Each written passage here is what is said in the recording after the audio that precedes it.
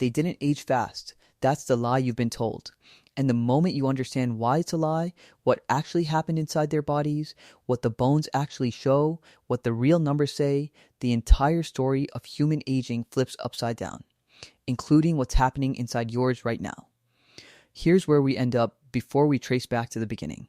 A Hadza hunter-gatherer in northern Tanzania who survives childhood has, on average, a 50-50 chance of living past 70.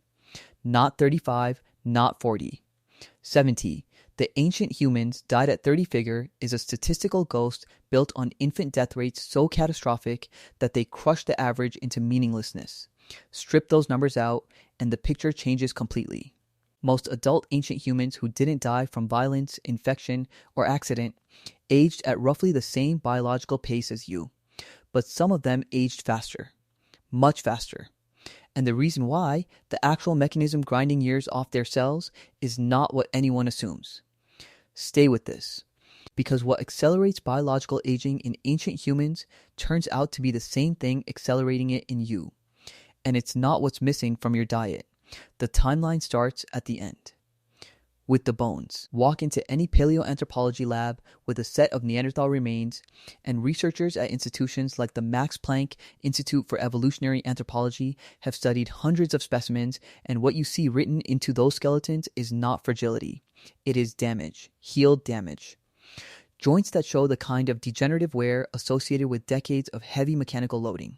Fractures that broke and then fused back together, sometimes crookedly.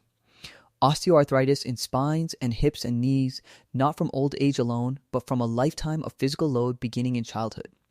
Between 79 and 94% of examined Neanderthal specimens show evidence of healed major trauma. Broken ribs, fractured orbits, crushed vertebrae. These are not death wounds. These are survival marks. The people wearing them kept living, kept moving, kept loading those compromised joints every single day of their remaining lives. Chronic mechanical stress generates reactive oxygen species at the cellular level. Free radicals, unstable molecules produced as a byproduct of intense energy metabolism, accumulate in tissue faster than the body can neutralize them. Denham Harman, who first articulated the free radical theory of aging in 1956, proposed that this cumulative oxidative damage to DNA, proteins, and cell membranes is one of the core drivers of biological aging. Ancient humans running from predators, wrestling prey to the ground, carrying animal carcasses across 12 miles of terrain. They were generating oxidative stress at levels most modern humans never approach. Their cells were taking damage faster. That part is true, but taking damage faster is not the same as aging faster, and that distinction is the whole story. Here is what aging actually is, on a cellular level. Inside every cell in your body, at the end of each chromosome, sits a protective cap called a telomere. Every time a cell divides, that cap gets a little shorter. When it gets short enough, the cell stops dividing, it goes into a state researchers call senescence. Enough senescent cells accumulate and tissue function degrades. Organs slow down. Inflammation rises. The body begins to break. That's aging. The clock is the telomere. In 2004, Elissa Epel and colleagues at the University of California, San Francisco measured telomere length in 58 healthy women and compared those who reported high perceived stress with those who reported low stress. The women who experienced the highest chronic psychological stress had telomeres shorter by the equivalent of at least 1 decade of additional biological aging compared to low stress controls. Not faster wear on their joints, not more oxidative damage from running. Stress, the chronic, grinding, unrelenting psychological load of being unable to escape a threat. Think about that for a moment. Now think about ancient humans. Because here's the thing nobody says out loud about prehistoric life. It was not physically brutal and psychologically easy. It was both. Simultaneously, every single day. The physical wear from the hunt, that was manageable. Evolution had 1 billion years to build bodies that handle physical exertion. Muscle repairs overnight, bone remodels over weeks. The cartilage damage accumulates slowly. But the psychological load, the cortisol flooding your bloodstream every morning because the food supply was genuinely uncertain, because the river flooded the camp, because 3 children in the group had died in the past month, because a competing group had been spotted 6 miles north, that was the thing the body was not built to sustain indefinitely without cost. Cortisol is a survival hormone. Short burst, life-saving. It sharpens attention, mobilizes energy, suppresses non-essential functions like digestion and reproduction, and prepares the body for immediate action. That system is elegant and ancient and perfectly calibrated. But when cortisol stays elevated for weeks, not hours, not days, weeks, it starts doing damage. It degrades telomeres. It drives systemic inflammation. It suppresses the immune system at exactly the wrong moments, leaving the body open to infections that a well-regulated immune system would have cleared.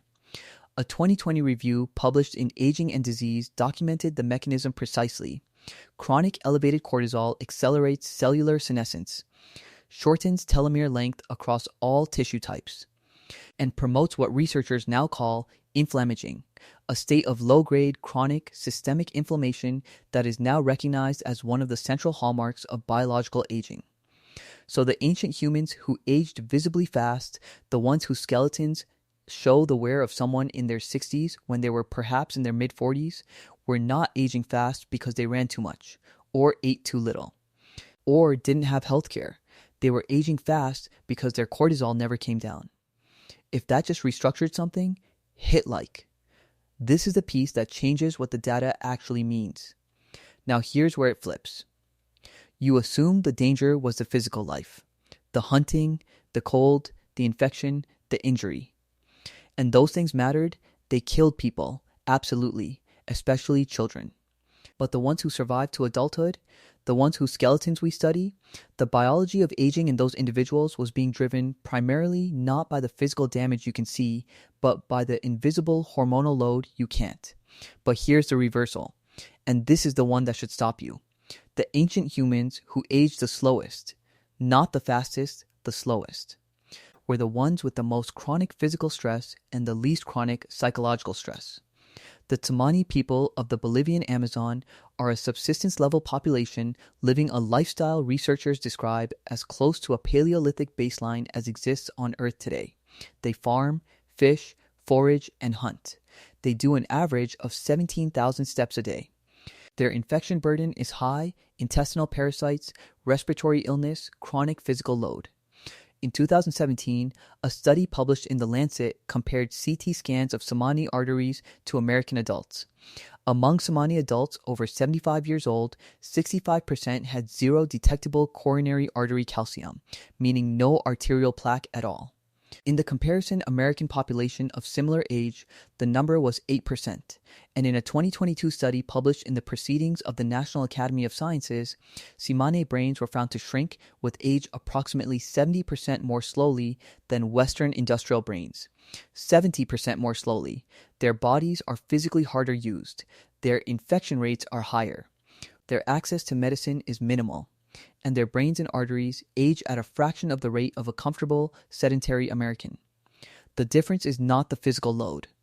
Physical load, the kind that comes with purpose, with movement, with a body doing what it evolved to do, appears to be protective. The difference is the psychological environment. The Tsimane live in dense social networks. They eat food they source themselves. Their cortisol spikes when they need it and drops when the threat is gone. The threat resolves. The body returns to baseline. The telomeres stay long. This is the exact mechanism that was available to our ancestors, and it's the one that most of them actually used. Here's what the timeline really looked like inside an ancient adult who survived. 5:30 am. The sun is coming up, and their body is already running. Cortisol rises naturally at dawn, the cortisol awakening response, a normal and healthy spike that sharpens the brain for the day ahead. In a Hadza hunter-gatherer, this spike is acute and purposeful. The hunt begins. The body mobilizes, blood glucose rises, fat burns. Every system orients toward a goal. By mid-morning, the hunt has gone one of two ways. Either food was found or it wasn't. If it wasn't, the cortisol stays elevated but within a bounded window. The evolutionary system was built for this. A few hours of sustained stress followed by a resolution. Return to camp. Eat what was stored. Sleep. The cortisol awakening response in a hunter-gatherer following this rhythm would have been healthy and adaptive for decades. Jerome Siegel and colleagues at UCLA, in a 2015 study published in Current Biology, measured sleep and activity patterns in 3 pre-industrial hunter-gatherer populations: the Hadza of Tanzania, the San of Namibia, and the Tsimane of Bolivia. Average sleep duration was 6.9 to 8.5 hours. They fell asleep as temperature dropped at night and woke near dawn. Sleep quality appeared high. The circadian rhythm was locked onto light and temperature in a way that virtually no modern person's is. Good circadian alignment suppresses nighttime cortisol. It enhances growth hormone release during deep sleep, the hormone that repairs cellular damage. It regulates melatonin, which at adequate levels has antioxidant properties that directly scavenge the free radicals generated by daytime physical exertion. The ancient human's body was, on a good night, running its own repair cycle with striking efficiency. The sleep that most modern people treat as negotiable was the maintenance window their cells ran on. That system held. For the Hadza, who made it past childhood. For the Tsimane, who kept moving. For the ancient humans whose skeletons showed decades of physical stress and yet a cardiovascular system that a 2013 study from the Horus project, which examined 137 ancient mummies from 4 geographically distinct populations, including pre-agricultural hunter-gatherers, found was not universally diseased. Atherosclerosis appeared most heavily in agricultural and sedentary populations. The more active, food-variable populations showed significantly less vascular calcification. Motion plus circadian rhythm plus social bonds plus acute not chronic stress equals biological age that tracks chronological age closely, maybe even runs a little behind it. So when did ancient humans actually age fast? 3 conditions. Each one is a clock accelerator that cut years off real people with faces and names. The first was chronic injury without recovery. A healed fracture in a Neanderthal knee that never quite aligned correctly means a lifetime of compensated gait, which means asymmetric joint loading, which means chronic low-grade inflammation in the affected tissue from the day of the injury onward. Inflammation drives cellular senescence. There was no anti-inflammatory medication, no physical therapy, no surgical correction. The injury wrote itself into every subsequent year of that person's biological clock. The second was infant loss and early childbirth. Women in prehistoric populations experienced pregnancy at younger ages. Skeletal data suggests menarche in the Paleolithic may have occurred between age 7 and 13 in some populations, according to a 2016 study in the Journal of Pediatric Endocrinology and Metabolism, though this remains debated. Repeated pregnancies beginning in early adolescence, each carrying real mortality risk. Each demanding enormous metabolic resources, each potentially resulting in the death of a child, this was one of the most physiologically and psychologically stressful conditions a human body could endure. And it was common. Chronic grief accelerates telomere shortening. Obstetric trauma accelerates physical aging. This is where many ancient women's biological clocks ran fastest.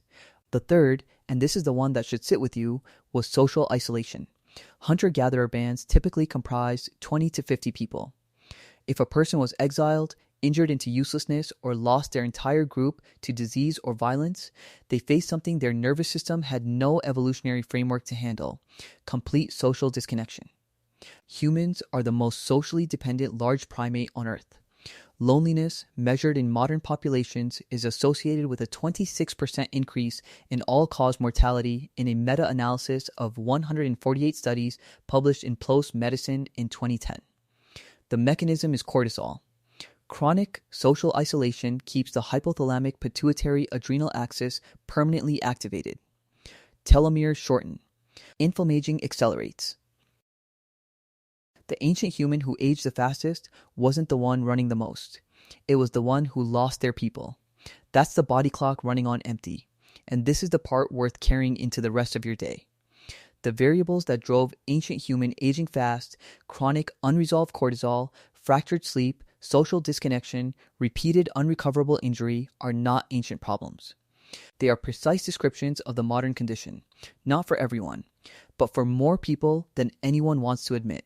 The ancient human's body wasn't weaker than yours. It was running the same software, the same telomere clock, the same cortisol axis, the same circadian machinery, the same social attachment circuitry wired directly into the aging rate. The Tsimane brain shrinks 70% more slowly, not because they found some secret supplement, because their stress resolves, because they move, because they sleep when it gets dark, because their people are nearby. There is one thing you can do tonight. Not a supplement, not a protocol. Just this, the thing keeping your cortisol elevated right now. The unresolved loop you've been carrying through your day, give it a defined endpoint, a time when you stop. A person who knows you're carrying it. The body was never designed to hold an open threat overnight. The ones who aged slowly didn't hold it overnight. What's one thing you've been carrying for weeks that you haven't told anyone? Drop it in the comments. You don't have to explain it. Just put it there.